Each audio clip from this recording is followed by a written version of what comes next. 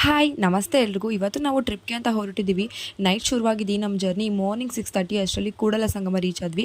Next fresh up ಎಲ್ಲ ಆಗಿ tiffin ಸಹ ಮುಗಿಸ್ಕೊಂಡು ಜರ್ನಿನ ಸ್ಟಾರ್ಟ್ ಮಾಡಿದ್ವಿ. ಫಸ್ಟ್ ನಾವು ರೀಚ್ ಆಗಿರೋಂಥ ದೇವಸ್ಥಾನ ಬಂದು ಬಾದಾಮಿ ಬನಶಂಕರಿ. ಫಸ್ಟ್ ಟೈಮ್ ನಾನು ಸಹ ಇಲ್ಲಿ ಹೋಗಿದ್ದು.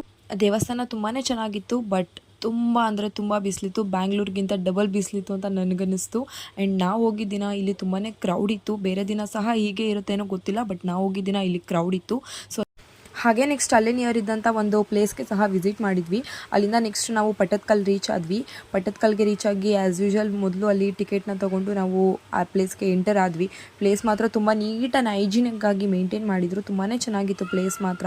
ಅಲ್ಲಿ ಪ್ರತಿಯೊಂದು ಕಲ್ಲು ಸಹ ಯಾವುದೇ ರೀತಿಯಾದ ಸಿಮೆಂಟ್ ಆಗಲಿ ಇಟ್ಟಿಗೆ ಆಗಲಿ ಯೂಸ್ ಮಾಡಿಲ್ಲ, ಬಟ್ ಹಾಗೆ ಎಷ್ಟು ಸ್ಟಿಫಾಗಿ ನಿಂತಿದ್ದೆ ಕಲ್ಲು ಅಂದರೆ ನೋಡೋದಕ್ಕೆ ಮಾತ್ರ ತುಂಬಾ ಚೆನ್ನಾಗಿತ್ತು.